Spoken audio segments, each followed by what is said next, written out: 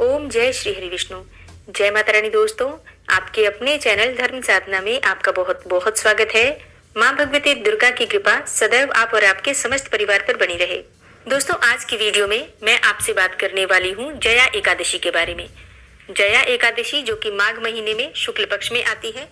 शास्त्रों में इस प्रकार का वर्णन आता है कि जया एकादशी का व्रत धारण करने से पितरों को कुयोनी से मुक्ति मिल जाती है। पितृ कुयोनी को त्याग कर स्वर्ग में चले जाते हैं। इसके प्रभाव से पितृपक्ष की 10 पीढ़ियां और मातृपक्ष की भी 10 पीढ़ियां मोक्ष को प्राप्त करती हैं। मतलब जो भक्त व्रत धारण करते हैं उनके पिता के पक्ष से भी 10 पीढ़ियां और माता के पक्ष से भी 10 पीढ़ियां स्वर्ग को चली जाती हैं। पितरों की आत्माओं को तृप्ति मिल जाती है, पितरों को मोक्ष की प्राप्ति हो जाती है। तो इसलिए जया एकादशी को बहुत श्रेष्ठ माना जाता है। इसके अलावा जो भक्त व्रत धारण करते हैं उन्हें समस्त प्रकार के कायिक, वाचिक, मानसिक पाप कर्मों से मुक्ति मिल जाती है। अनंत गुना पुण्य फल की प्राप्ति हो जाती है, क्योंकि इस व्रत को धारण करने से भगवान श्री हरि विष्णु की तो असीम कृपा प्राप्त होती ही है, इसके साथ ही पितरों की भी असीम कृपा प्राप्त हो जाती है। इसलिए जया एकादशी का व्रत शास्त्रों में अत्यंत श्रेष्ठ माना गया है। जया एकादशी के व्रत में भगवान विष्णु के माधव रूप की पूजा की जाती है और पुराणों में कहा गया है कि जया एकादशी का व्रत करने से हर कार्य में सफलता मिलती है, हर कार्य में विजय की प्राप्ति होती है।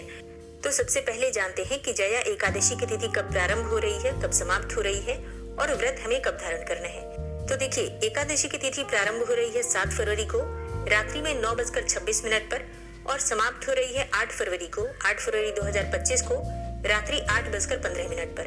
तो सूर्योदय कालीन तिथि के अनुसार 8 फरवरी 2025 शनिवार के दिन जया एकादशी का व्रत हम धारण करेंगे। जया एकादशी के दिन इस बार वैधृति योग और रवि योग का निर्माण हो रहा है। इस दौरान धर्म कर्म के जो कार्य किए जाते हैं उनका बहुत ही शुभ फल प्राप्त होता है। 8 फरवरी को सूर्योदय काल का समय है सुबह 7:07 पर और सूर्यास्त का समय होगा शाम को 6:14 पर। एकादशी के दिन ब्रह्म मुहूर्त में स्नान करना चाहिए। तो ब्रह्म मुहूर्त का समय आपको प्राप्त हो रहा है सुबह 4:30 से सुबह 5:45 तक। 8 फरवरी को अमृत काल का समय आपको प्राप्त हो रहा है सुबह 9:30 से सुबह 11:03 तक। तो अमृत काल का समय, जैसे कि आपको नाम से ही पता चल रहा है, इस समय में किसी भी प्रकार का आप कार्य करते हैं तो उसमें आपको सफलता मिलती है। अगर कोई भी धार्मिक कार्य हम करते हैं, जैसे कि मंत्र जप करते हैं, पूजा पाठ इत्यादि करते हैं, तो उसका फल जन्म जन्मांतर तक प्राप्त होता है। इसलिए इस काल को अमृत काल कहा गया है, क्योंकि इस समय में किए गए कार्य अमृत के समान फल देने वाले होते हैं। बात करें अभिजीत मुहूर्त की, तो अभिजीत मुहूर्त का समय आपको 8 फरवरी को प्राप्त हो रहा है दोपहर में 12:18 से दोपहर में 1:03 तक। अभिजीत मुहूर्त भगवान श्री हरि विष्णु को अत्यंत प्रिय है, इसलिए इस समय में आप कोई भी शुभ कार्य कर सकते हैं जिसका आपको बहुत अधिक शुभ फल प्राप्त करना हो। अब एक ऐसा समय जिस समय में आपको कोई भी शुभ कार्य नहीं करना चाहिए और वो है राहु काल का समय। और 8 फरवरी को राहु काल का समय आपको प्राप्त हो रहा है सुबह 9:54 से सुबह 11:17 तक। इस समय में आपको कोई भी शुभ कार्य प्रारंभ नहीं करना चाहिए, लेकिन अगर आप पहले से कर रहे हैं एकादशी का व्रत अगर आप धारण करते हैं तो दशमी तिथि के दिन से आपके नियम प्रारंभ हो जाते हैं। दशमी तिथि के दिन शुद्ध और सात्विक भोजन लेना चाहिए, लहसुन, प्याज, मांस, मदिरा का त्याग करना चाहिए, ब्रह्मचर्य का पालन करना चाहिए और रात्रि में भोजन नहीं करना चाहिए। फिर एकादशी के दिन ब्रह्म मुहूर्त में उठकर और नित्य कर्मों से निवृत्त होकर स्नान करके भगवान सूर्यदेव को जल देकर और भगवान श्री हरि विष्णु के सामने शुद्ध घी का दीपक जलाकर अपने व्रत का संकल्प लेकर व्रत प्रारंभ करना चाहिए। विधि विधान से भगवान श्री विष्णु की पूजा करनी चाहिए और दिन भर भगवान श्री विष्णु के नाम का मंत्र का स्मरण करना चाहिए।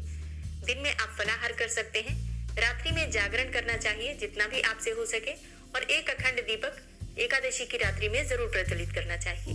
फिर द्वादशी तिथि के दिन प्रातःकाल जल्दी उठकर स्नान करके भगवान श्री विष्णु की पूजा करने के बाद दान की सामग्री निकालकर या फिर ब्राह्मण को घर बुलाकर भोजन कराने के बाद आप स्वयं भी शुद्ध और सात्विक भोजन खाकर अपना व्रत खोल सकते हैं।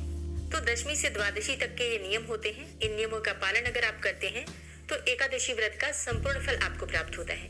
तो बात करें व्रत के पारण के शुभ मुहूर्त के बारे में, तो द्वादशी तिथि में हम व्रत का पारण करते हैं और द्वादशी तिथि प्रारंभ हो रही है 8 फरवरी की रात्रि में 8:16 पर और द्वादशी तिथि का समापन होगा 9 फरवरी को शाम को 7:25 पर। तो एकादशी व्रत का पारण हम कब करेंगे? एकादशी व्रत का पारण करेंगे रविवार के दिन 9 फरवरी 2025 को सुबह 7:07 से सुबह 9:30 तक।